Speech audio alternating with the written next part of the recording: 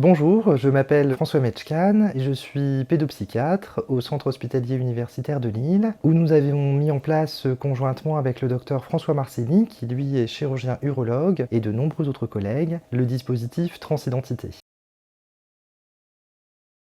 Le dispositif Transidentité a pu être mis en place à partir de janvier 2016 et a pour objectif et pour fonction de pouvoir accueillir et accompagner les enfants, les adolescents et leurs familles, mais aussi les personnes adultes et leurs proches, dans le cadre soit de se poser la question de est-ce que la voie de l'affirmation de genre va être la voie qui va m'être la plus bénéfique, celle qui va me permettre de me sentir la plus alignée entre ce que je ressens à l'intérieur, la façon dont je me vois et la façon dont les autres me voient. Si aujourd'hui la question de la prise en charge des enfants et des adolescents ainsi que de leurs parents est une source de débat très important sur le champ socio-médiatique, il nous est paru important en tant que professionnels de santé de pouvoir nous appuyer sur des recommandations scientifiques les plus actuelles. Et pour ce faire, nous nous appuyons ici au sein du dispositif Transidentité sur les recommandations de la WPAS. La WPAS est un consortium international qui regroupe à la fois des scientifiques, des professionnels de santé, mais aussi des personnes concernées et qui édite régulièrement ce qu'on appelle des standards de soins, c'est-à-dire ce sont des grandes lignes directrices sur les modalités de prise en charge et d'accompagnement des enfants, des adolescents et de leurs parents. Ce qui nous paraît, nous, particulièrement important dans le cadre des recommandations de la WPAS, c'est que ce sont des recommandations qui s'appuient sur les dernières données scientifiques les plus actuelles. Dans ce cadre, il est important de rappeler que la question des transidentités n'est pas une maladie, n'est pas une pathologie, et on peut faire référence en ça à de nombreux travaux de recherche scientifique qui ont pu rechercher s'il y avait un facteur hormonal, un facteur génétique, un facteur neurologique qui pouvait expliquer la transidentité, et à ce jour, aucun de ces facteurs n'a pu être mis en évidence, n'a pu être identifié. Une large question portait sur l'investissement des parents de leur enfant, c'est-à-dire est-ce que si les parents investissent leur enfant comme un garçon ou comme une fille, va-t-il se sentir nécessairement comme un garçon ou comme une fille de manière différente de son genre d'assignation à la naissance. Ça, c'était un élément très important qui, à ce jour, n'a pas pu être vérifié sur le plan des études scientifiques. C'est-à-dire que quelle que soit la façon dont les parents vont investir leur enfant, c'est relativement indépendant du développement de la transidentité. La transidentité, c'est une question qui paraît effectivement être en augmentation, mais qui nous semble finalement très stable, à la fois au cours du temps, au cours des différentes périodes de l'histoire, mais aussi en fonction des différentes cultures. D'ailleurs, en termes de nouvelles demandes auprès de notre dispositif, nous observons sur le plan local, mais aussi sur le plan national et international, une stabilisation du nombre de nouvelles demandes actuellement. Ce qui nous permet de penser effectivement qu'il y a probablement eu de nombreuses personnes qui se sont rendues vers les dispositifs de soins au moment où ça a été très visibilisé, mais qu'aujourd'hui on est finalement sur une prévalence, une fréquence en population générale qui est particulièrement stable. C'est donc dire que la question des transidentités est une question de variation et non une question de pathologie. Néanmoins, aujourd'hui encore, particulièrement les adolescents trans présentent plus de risques que les autres adolescents de présenter un trouble psychiatrique, en particulier au niveau de la dépression, au niveau de l'anxiété, au niveau des idées suicidaires et au niveau des troubles de type addictologique. L'explication qui est apportée sur le plan scientifique s'appuie sur le modèle de stress des minorités de Meyer qui met en évidence que si les adolescents trans présentent plus de troubles psychiatriques que la population générale, que les adolescents non trans, c'est en rapport avec la stigmatisation dont ils sont l'objet. Et c'est bien cette stigmatisation qui explique l'augmentation très importante de symptômes à type d'anxiété, de dépression, éventuellement d'idées suicidaires, mais aussi de recours à des addictions. En appui de ces différents apports scientifiques, aujourd'hui, les recommandations de la WPAS proposent ce qu'on appelle un accompagnement en étoile. Alors un accompagnement en étoile, ça veut dire qu'on s'appuie sur les besoins de l'enfant et de l'adolescent, en accord avec ses parents bien sûr, pour lui proposer un parcours d'accompagnement individualisé. Ce parcours d'accompagnement va respecter trois grands principes. Le premier principe est le principe de la dépathologisation. Ça veut dire que les transidentités ne sont pas une pathologie et pas une maladie. Ensuite, il y a le principe de la dépsychiatrisation. Ce terme de dépsychiatrisation signifie qu'il n'y a pas de contre-indication psychiatrique à réaliser un parcours de transition. Et par ailleurs, pour les personnes trans qui présentent un trouble psychiatrique, comme ça peut être le cas, on se rend compte que même dans ces situations, la réalisation d'un parcours de transition est toujours bénéfique pour la personne en termes d'épanouissement personnel et en termes d'augmentation de la qualité de vie. Et le troisième principe qui nous paraît très important est ce qu'on appelle le principe de l'autodétermination. Ce qui signifie qu'il n'y a que la personne elle-même, il n'y a que vous, il n'y a que moi qui puisse décrire, qui puisse définir comment je me sens à l'intérieur. Est-ce que je me sens plutôt garçon? Est-ce que je me sens plutôt fille? Est-ce que je me sens plutôt non-binaire? Et finalement, ça va être en appui de ce vécu intime de genre qu'on va pouvoir accompagner la personne à pouvoir se sentir la plus alignée possible entre ce qu'elle ressent à l'intérieur, la façon dont elle se voit et la façon dont les autres la voient.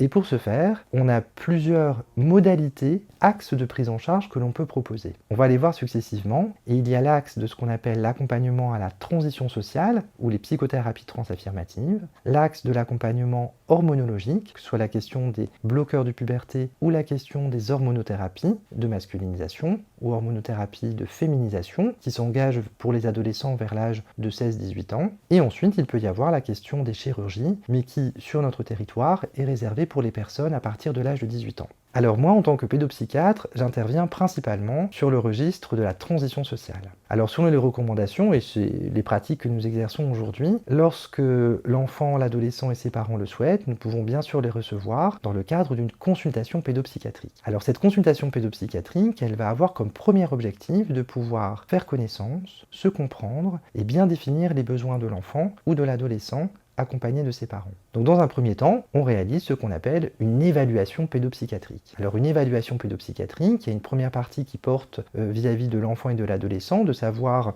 quel est son vécu intime de genre, quelle est aussi l'histoire de ce vécu intime de genre, à quel âge ça a commencé, est-ce qu'il y a eu des moments de fluctuation, est-ce qu'il y a des moments de fixité, de pouvoir lui permettre de mieux se définir, comme se sentant plus ou moins garçon, plus ou moins fille, plus ou moins non-binaire, de trouver avec lui les mots pour se dire, et les mots pour se dire aussi avec ses parents, et ça va être aussi le moment où on va pouvoir évaluer si l'enfant, l'adolescent présente des symptômes psychiatriques. On avait évoqué ensemble la surreprésentation de symptômes d'anxiété, de symptômes de dépression par exemple. Et donc ça, ce sont des choses que l'on va regarder de manière systématique. Et bien sûr, s'ils sont présents, on va les prendre en charge en même temps, d'un même pas que l'accompagnement à la transition. L'évaluation pédopsychiatrique, elle va aussi se porter sur les parents. Et donc, il va être question de pouvoir évaluer avec eux quel est leur niveau d'acceptation, quel est leur niveau de soutien de ce projet de transition pour leur enfant. L'acceptation, c'est le fait d'accepter, pourrait-on dire, le projet un peu sur le papier, d'être d'accord pour que son enfant fasse un parcours de transition. Le soutien, c'est de pouvoir réaliser ce parcours de transition avec son enfant, avec son adolescent. Et il nous arrive de rencontrer des parents qui peuvent être tout à fait acceptants sur le principe, mais avec beaucoup de mal de mise en œuvre, par exemple d'utiliser un prénom d'usage, de pouvoir utiliser des pronoms souhaités par l'enfant ou par l'adolescent. Et par ailleurs, on reçoit aussi des parents qui, au contraire, sont vraiment d'excellents élèves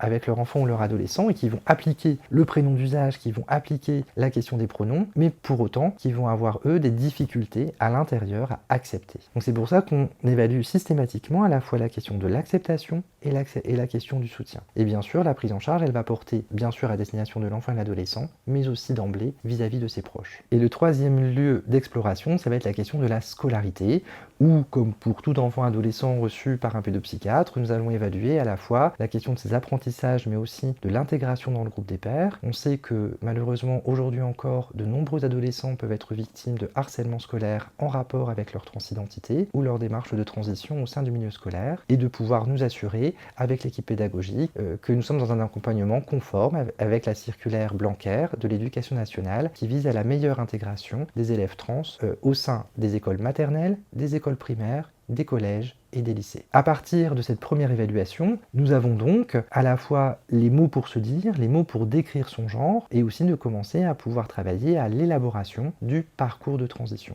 Une des premières questions qui se posent pour les enfants, les adolescents et leurs parents est de savoir si le fait de faire une transition est bien la bonne solution à leur mal-être, aux difficultés qu'ils présentent. Cette question de est-ce que c'est un bon choix, est-ce que c'est le bon choix, est évidemment une des questions très importantes sur laquelle va démarrer la prise en charge en pédopsychiatrie, en psychologie, et une des premières modalités de réponse qu'on propose est de pouvoir réaliser une thérapie d'exploration de genre.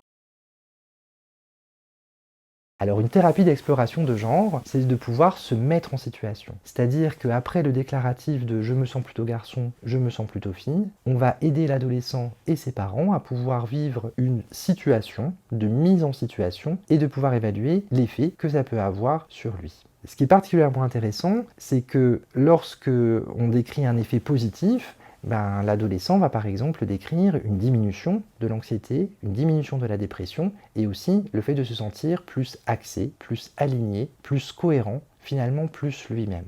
Un élément important est que les parents sont tout à fait participants dans cette démarche. Et ça leur permet eux aussi finalement de pouvoir voir les bénéfices attendus d'un parcours de transition et ce qui permet de pouvoir travailler à la fois l'acceptation mais aussi le soutien de leur part. Un autre élément qui me paraît intéressant, c'est les situations où ça ne fonctionne pas. Et ça, pour nous, en tant que professionnels de santé, c'est aussi important de pouvoir signifier que, à présentation identique, parfois la thérapie d'exploration de genre n'a pas les résultats escomptés. Et ça, c'est un élément très important pour nous, parce que ça veut dire que cette thérapie d'exploration de genre ne vient pas influencer l'enfant. Elle vient lui permettre de se révéler, mais ne vient pas créer quelque chose qui n'existait pas avant. Ensuite, dans le cadre de l'accompagnement, on peut proposer ce qu'on appelle des psychothérapies transaffirmatives. Les psychothérapies transaffirmatives ne sont pas une technique de psychothérapie spécifique, mais ce sont une façon d'accompagner à la fois du côté de la compréhension de soi, tout en pouvant s'assurer que l'environnement est suffisamment safe, suffisamment acceptant pour pouvoir permettre à l'adolescent, à l'enfant, de se vivre comme il se sent. Et à partir du moment où vous avez mieux compris comment vous ressentez à l'intérieur et que votre environnement est facilitant, c'est-à-dire acceptant de cette démarche, naturellement, on va observer ce qu'on appelle le processus d'affirmation de genre. Et c'est finalement ce processus par lequel l'enfant, l'adolescent, va pouvoir se vivre dans une plus grande cohérence entre ce qu'il vit à l'intérieur et ce qu'on voit de lui à l'extérieur. Cette plus grande cohérence est souvent concomitante d'une diminution de ce qu'on appelle des crises de dysphorie. Des crises de dysphorie sont des symptômes d'anxiété particulièrement importants et qui portent sur les caractères sexuels primaires et secondaires. Une fois qu'on a pu réaliser l'affirmation de genre, c'est-à-dire par exemple je me sens garçon,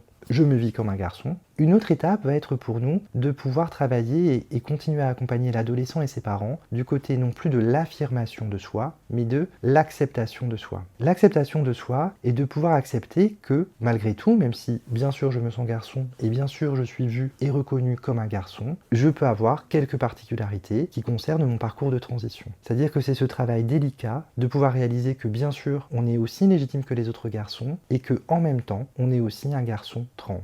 Dans le cadre des psychothérapies transaffirmatives, nous travaillons donc à pouvoir mieux décrire le sentiment intime de l'enfant, de l'adolescent, de pouvoir le partager avec ses parents et de pouvoir accompagner l'ensemble de la famille, à la fois dans le cas de consultations individuelles, familiales, mais aussi parentales, de pouvoir proposer aussi un travail de groupe pour les enfants et les adolescents ou un travail de groupe pour les parents. Cette modalité de prise en charge qui est proposée par les professionnels de santé est tout à fait complémentaire, et ça c'est un élément qui nous paraît particulièrement important, avec la prise en charge de type père aidance.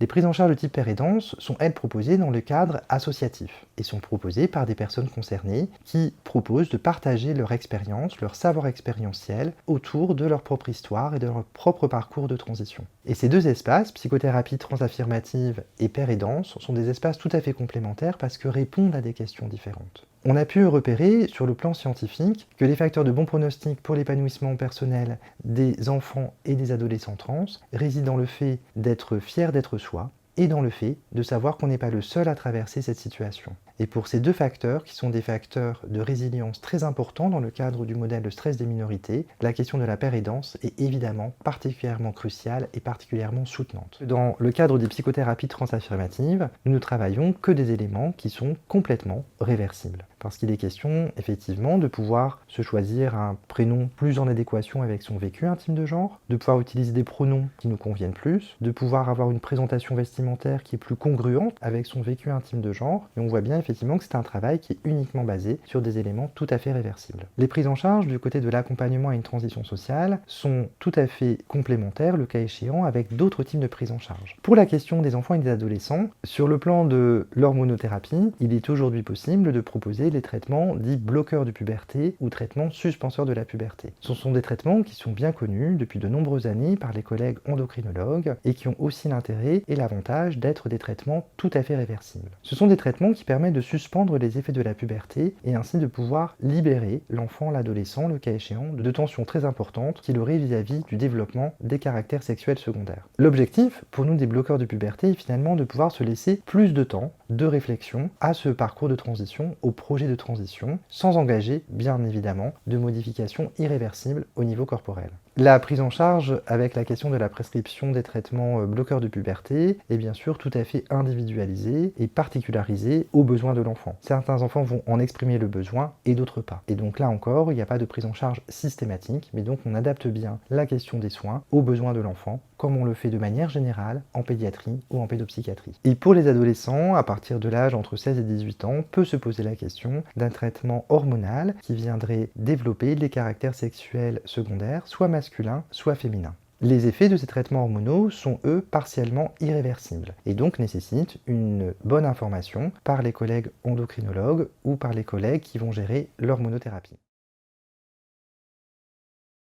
Le développement du dispositif transidentité a pu être réalisé de manière conjointe avec des associations de personnes trans, des associations de personnes concernées sur l'île. Nous avions nous-mêmes, en tant que psychiatres, des questions par rapport à deux thématiques qui étaient la question de la prévention du risque suicidaire chez les populations LGBTQIA+, mais aussi la question des interventions chirurgicales précoces pour les personnes intersexes. Et sur cette thématique, ça nous paraissait indispensable de pouvoir en échanger avec des personnes concernées, et c'est donc dans ce cadre que nous avons pu contacter le centre LGBT de Lille. Et ce sont deux associations de personnes trans, l'association En Trans et l'association C'est pas mon genre, qui sont revenues vers nous pour nous inciter à pouvoir organiser et structurer ensemble la question des accompagnements au parcours de transition. Pour moi personnellement, le fait de m'occuper d'enfants, d'adolescents trans et de leurs familles m'a permis aussi de pouvoir redécouvrir, dans le cadre de l'exercice médical, qu'un médecin n'est pas là que pour diminuer les symptômes et la souffrance, mais il est là aussi pour promouvoir la santé et pouvoir soutenir la personne dans ses compétences vers le meilleur épanouissement possible. En fait, pour nous, notre fonction, c'est d'aider l'enfant, l'adolescent et ses parents à prendre la meilleure décision. Moi, en tant que pédopsychiatre, je ne lis pas dans la tête des enfants, des adolescents, ni des parents. Et les parents eux-mêmes non plus ne lisent pas dans la tête de leurs enfants, même s'ils les aiment beaucoup. Ce qui veut dire que notre travail, c'est comment faire, comment permettre à l'adolescent, à l'enfant, de prendre la meilleure décision pour lui-même. Et une des modalités d'aide à cette prise de décision, c'est la question de la thérapie d'exploration de genre. Et pour terminer, je tenais particulièrement à remercier Maxence, qui m'a donné la possibilité aussi de pouvoir échanger ensemble et de pouvoir m'adresser à vous autour de ces questions de prise en charge des enfants et des adolescents.